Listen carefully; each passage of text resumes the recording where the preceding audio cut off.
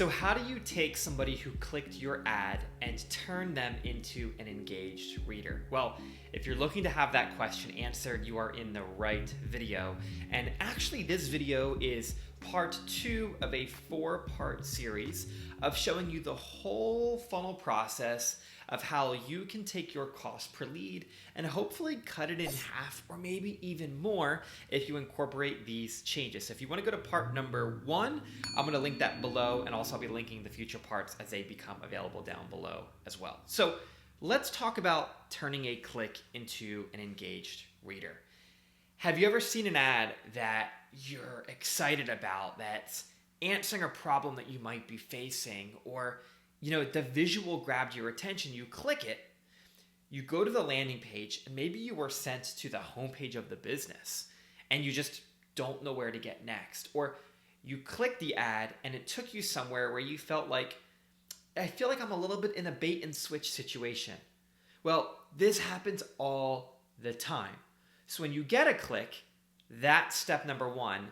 But before you get them to fill out the form or to make an appointment or to call your business, you have to turn them into an engaged reader. And in this video, I'm going to break down 7 components that you should be following to increase the conversion rate of your landing page. So without further ado, let's go ahead and dive in. Number 1 is to understand the simplicity of how numbers work. This goes for the landing page that we're about to talk about, but it also goes for every aspect of the funnel that we're talking about in this 4-part series. Let me give you an example. Let's say right now, for every 100 people that land on your page, 10 of them submit the form with their information. So you're getting a 10% conversion rate. If you incorporate some of the things that I'm about to show you in this video, and you get your conversion, you get the number of people out of 100 up to 20, you're going from 10 to 20%. A 10-point jump. But for the same amount of ad spend that you're spending to get that traffic, you're doubling your leads right there. That's how important these numbers are and how impactful they can be in your business. So the first thing that you want to do is just understand the simplicity of numbers and understand that you don't need to make huge leaps and bounds. You just need to go from 5 to 10, 10 to 20, maybe even 20 to 40%, depending on what your funnel is. The second thing that you want to do is something called ad scent. And here's how I define it. Ad scent refers to the visual and message consistency between an ad and the landing page it links to.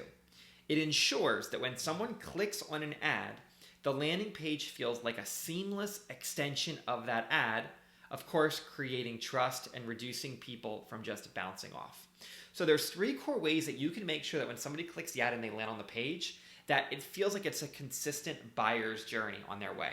Number 1 is matching headlines, meaning that you don't want the headline of your ad and the landing page to say the same thing. That's not what I'm saying, but you want them to carry the storyline. So when they land on the page, they feel like, okay, great, I've taken the next step, right? It matches, it reinforces what they were already looking for.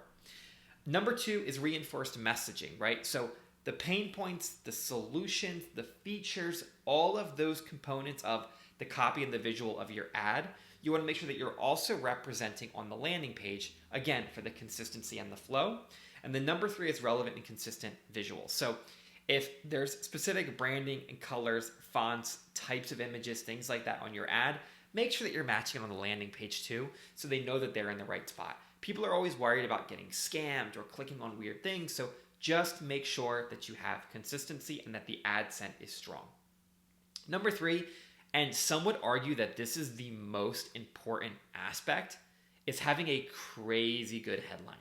And here's some things there. You want to make sure that your headline has a problem, a benefit, and a solution. And here's just a quick example if you have a dog grooming business and you're creating a headline for your landing page. Worried about your dog's comfort? Our gentle grooming ensures a happy, healthy pet without the stress. So this pain point is addressing a problem, which is people worried about their dog being uncomfortable or agitated or getting hurt in the dog grooming process. Then it goes into a solution. Our gentle grooming process ensures a happy, healthy pet without the stress. The without the stress is where the benefit part comes in. Make sure that you create your own version of a headline. And again, this is something that you can iterate over time and one of the most important aspects of the whole landing page. So really, really put a lot of time and attention into this. Number 4 is simple is better. When we're writing landing pages, specifically the copywriting that goes on the page, we typically try and write at a 5th grader reading level or less. Meaning that if I were to show this landing page to a 5th grader and they read through it, they would be able to understand all of the words and the components that go into it. This is important for 2 reasons. Number 1 is it makes it very skimmable. People typically aren't sitting there reading every single word that's on the page. Typically, they're just looking for the points before they actually fill out the form. Some will read all the whole thing, but a lot won't. And number 2 is don't overestimate somebody's ability to understand what you're talking about, right? You don't need to talk about let's go back to the dog grooming example for a second. The type of clippers that you use, or the this or the that. People don't understand. What they want is a happy, healthy dog, grooming at a good price, and all of those. That's what they care most about. So focus on that, but put it at a 5th grader reading level. Number 5, the length of the page. How long do I go? There's a lot of people who are going to argue different lengths, but here's the formula that I typically use. These are the components that you want to have on your landing page. Headline, as we discussed. The key benefits, which is typically in a bullet point format. The call to action, such as filling out a form, booking an appointment, phone number, one of those. Visuals, so photos, video, make it visually appealing, of course. Testimonials, at least 3 testimonials. And lastly is another CTA at the end after all of this. If you have all of these things, this is typically the bare minimum. But here's a note to take in mind when you're figuring out the length and how much words you need. Number 1 is always remember, say what you need to say, but no more than that. Meaning that you'd be surprised how many landing pages we go through that we're just removing like duplicate content, where it's like you're saying the same thing but in a different way. Or you're giving details that aren't relevant right now. Things like that, don't say more than you need to. But also you want to consider, what is the person's awareness of your business? If this is an ad that typically retargets people who are already problem aware, it can be pretty short. But if this is an ad that's targeting a pretty cold audience, or maybe you have a more complex product, things of that nature, then you might need to go a little bit longer. Keep that in mind, because not every industry is the same, but hopefully this will give you some groundwork. Number 6 is test, iterate, and repeat.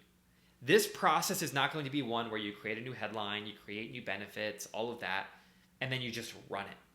You want to run, test, and repeat. Meaning that if you have that original example of the 10% conversion rate, you make these changes, then you run it for another 7 days, and you see that it goes from 10 to 13%. Great, you're on the right track. Now you can start picking things to test one at a time so you know the impact. All right, now we're going to test a new headline and see how that changes the numbers. Now we're going to test a new bullet point. Now we're going to test this question, all right? Things like that, right? So test, iterate, and repeat. You always want to be monitoring these numbers and looking for ways to improve. Very rarely is there an opportunity where there's no more room for improvement. There usually is, so be looking for that. And last but not least is ask for feedback. Oftentimes when you're in your own business, you understand it better than anybody. You understand why your service is the best and why people need it. You understand all of these things, so you look at your landing page at a bias. But what would it look like if you took your landing page and you found a couple of people, think of it like a little self-case study group, where you had them audit the page and give you real feedback of, hey, what was exciting? What was confusing? What do you have questions on? Would you have continued reading or would you have not? Get their real honest feedback and take it seriously. Between all of the people that you show the page to, look for trends, and of those trends, incorporate them into your page. Thank you so much for watching. I hope you can incorporate these 7 things to make your landing page turn more clicks into engaged readers. And if you missed my first video on getting people to see your ad and click it, go back. I'll be linking that below. if you want to be one of the first to know when my next video next week comes out about how to turn engaged readers into leads, getting them to fill out the form, book an appointment, take the phone call, look out for my channel, or I'll also be linking that below when it's released. Thank you so much for watching, and I'll see you in the next video.